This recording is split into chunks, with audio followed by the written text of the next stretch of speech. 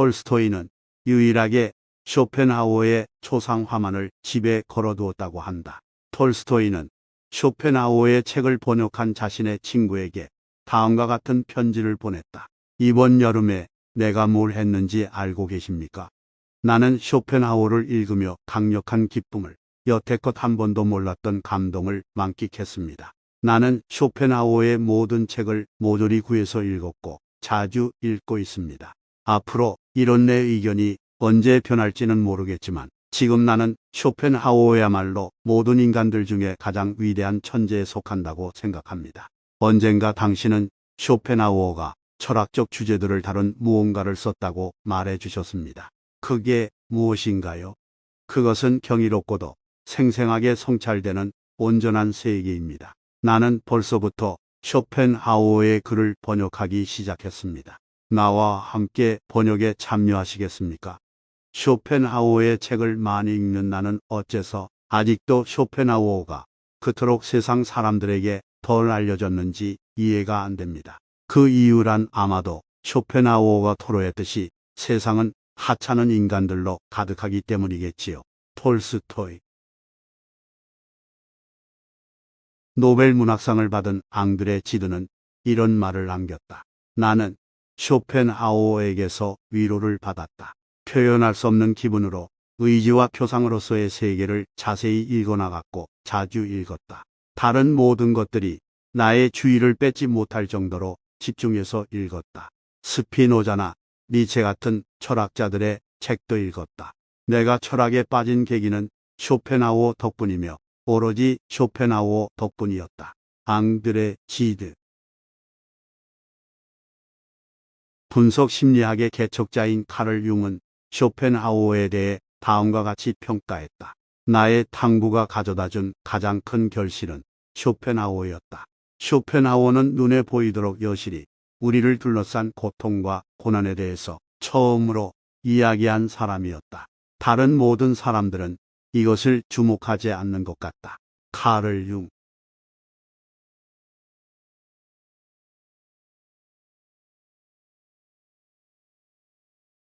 모든 고뇌와 번민, 불안과 초조의 80, 90%는 다른 사람이 나를 어떻게 생각할까 하는 걱정에서 비롯한다.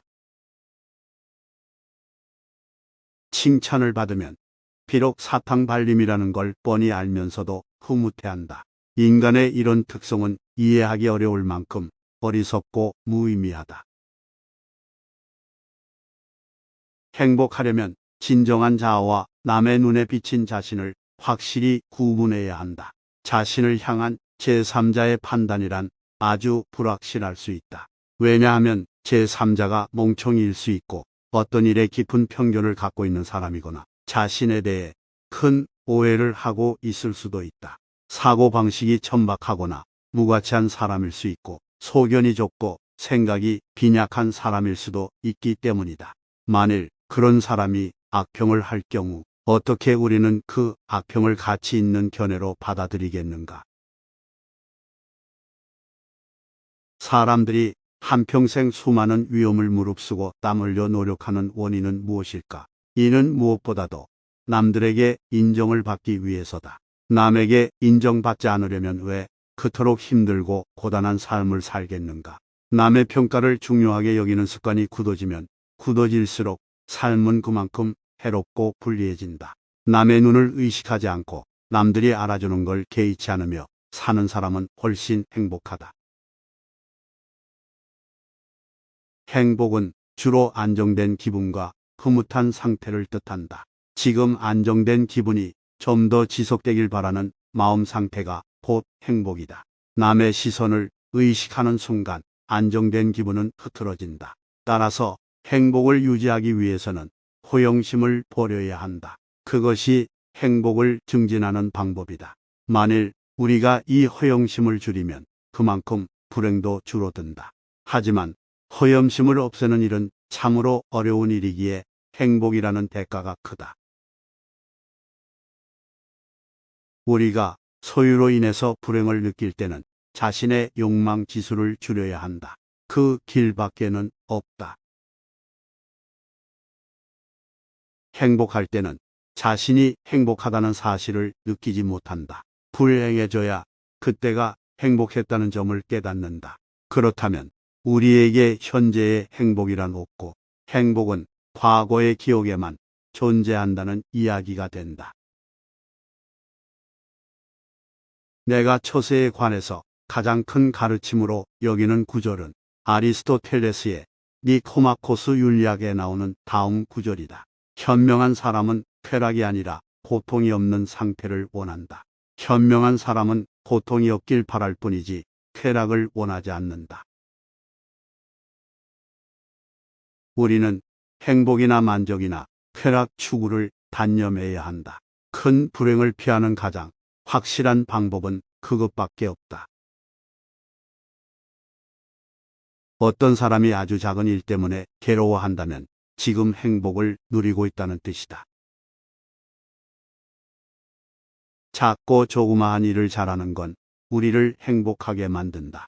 작은 일이란 무엇인가?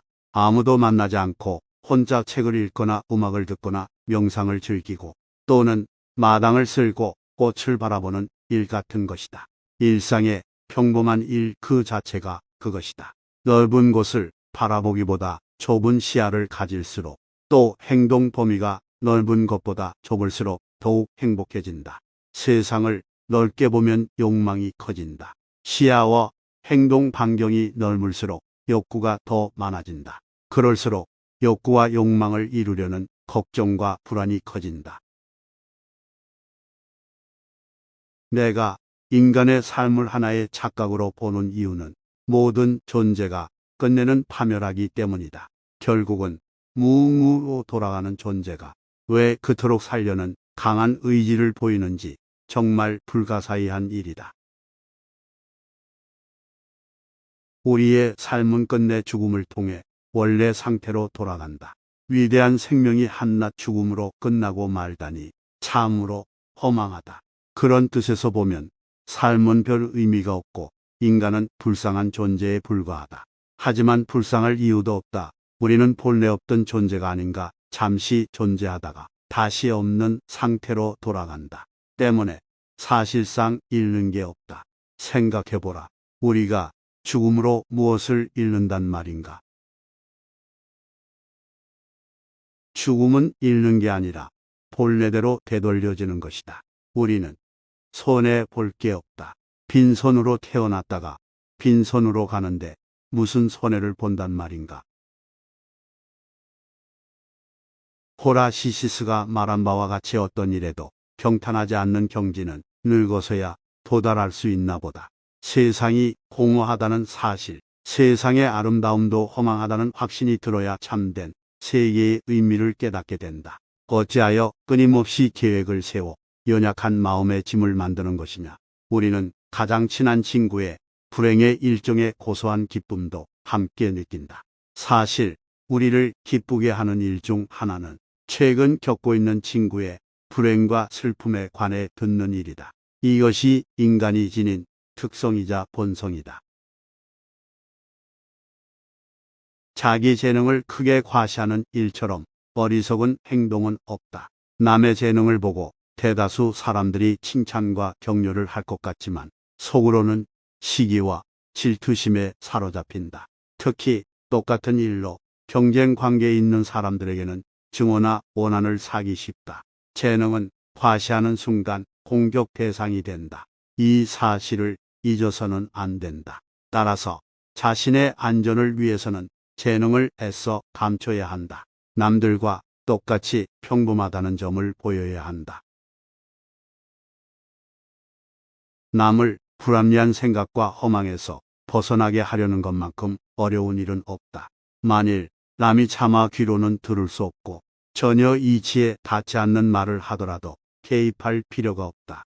단지 그가 서투른 연극을 하고 있다고 생각하면 된다.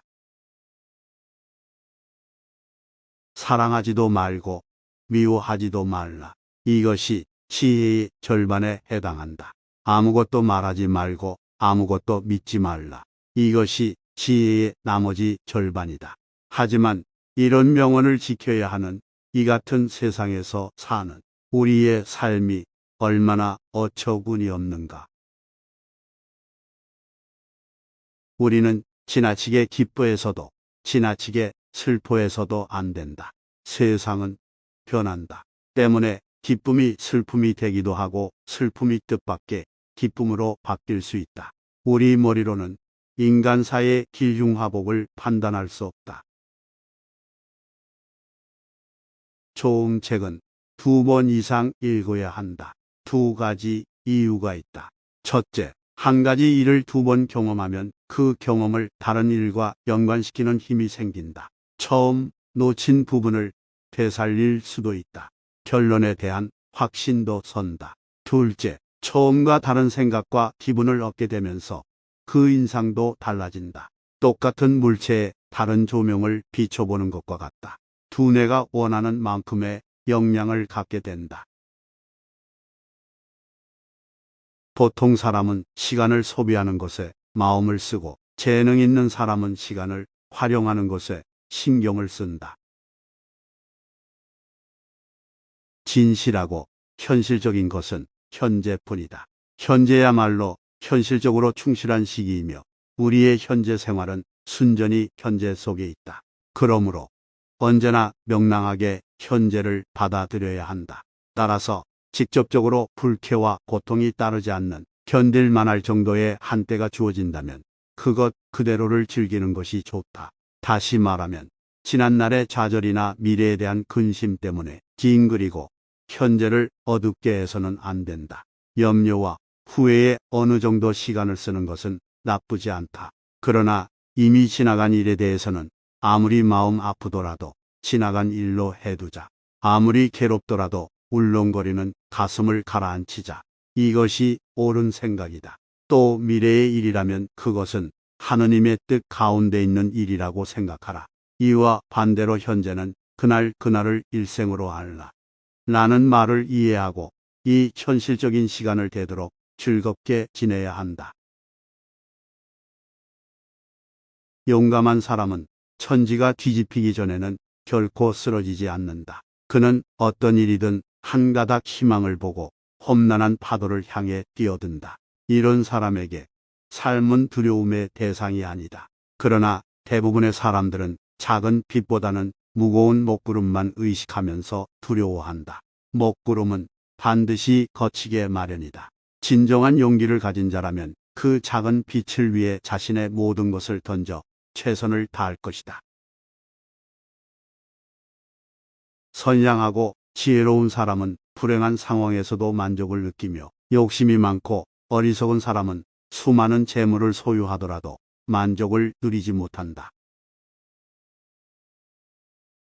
지성이란 그것을 갖고 있지 않는 사람에게는 보이지 않는다. 불안 바닷물과 같다. 마시면 마실수록 갈증을 느끼게 되는 것이다.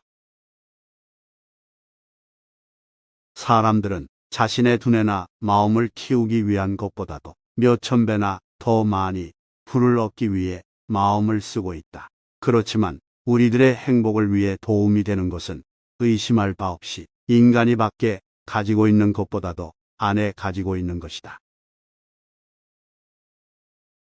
명성은 획득해야 하는 것이지만 명예는 잃지 않으면 되는 것이다. 명성을 잃는 것은 이름을 잃는 소극적인 것이지만 명예를 잃는 것은 치욕이며 적극적인 것이다. 명예를 잃으면 곧 생명을 잃는 것이다. 명예를 잃었을 때 그 사람은 이미 죽은 것이나 다름없기 때문이다. 돈 빌려달라는 것을 거절함으로써 친구를 잃는 일은 적지만 반대로 돈을 빌려줌으로써 도리어 친구를 잃기 쉽다. 진실한 사색가는 군주와 흡사하다.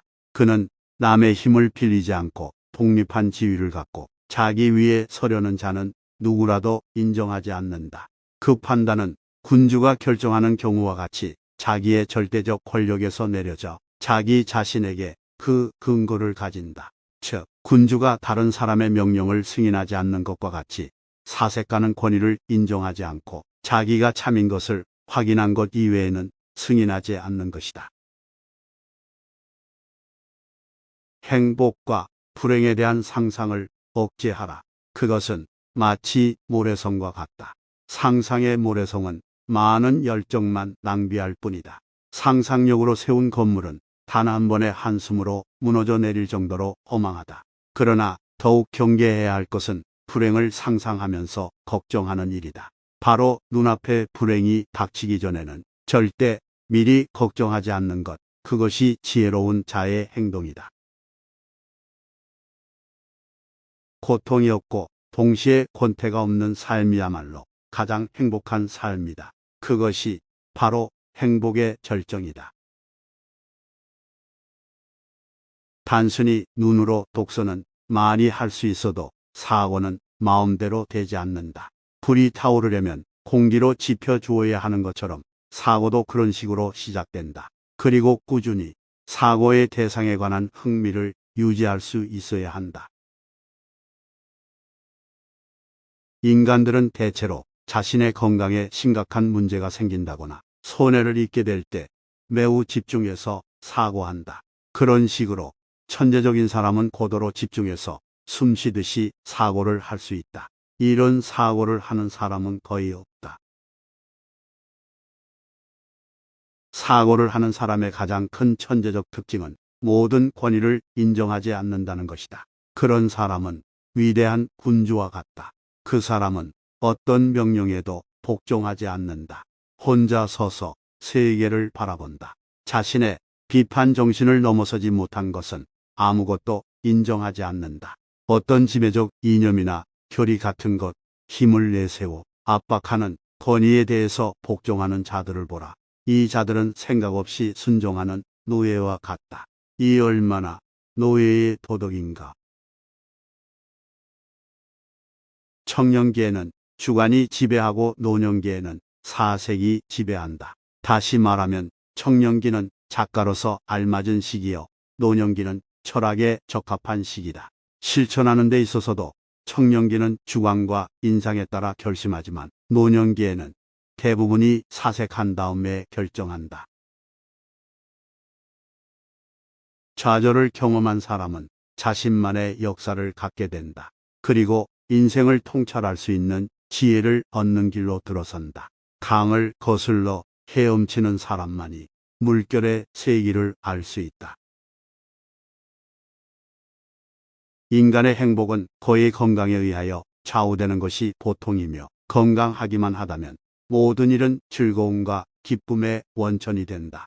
반대로 건강하지 못하면 이러한 외면적 행복도 즐거움이 되지 않을 뿐 아니라 뛰어난 정정, 대조차도 현저하게 감소된다. 하루는 작은 일생이다. 아침에 잠이 깨어 일어나는 것이 탄생이요 상쾌한 아침은 짧은 청년기를 맞는 것과 같다. 그러다가 저녁 잠자리에 누울 때는 인생의 황혼기를 맞는 것이라는 것을 알아야 한다.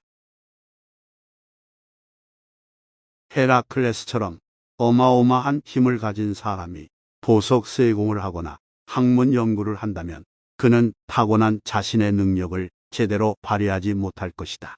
자신에게 어울리지 않는 일을 선택하는 사람은 불행을 면하기 어렵다. 지적인 생활은 우리에게 행복을 선사한다. 그러나 지나친 지적 활동은 도리어 불행을 초래한다. 지적 활동에 익숙해지면 일상의 역경을 감당하기 어렵기 때문이다. 지적인 풍요로움과 현실적인 활동의 균형을 유지하는 것이 행복의 비결이다. 가난하게 사는 사람들 중에 언제나 즐겁고 만족스러운 표정을 짓고 살아가는 사람이 있다.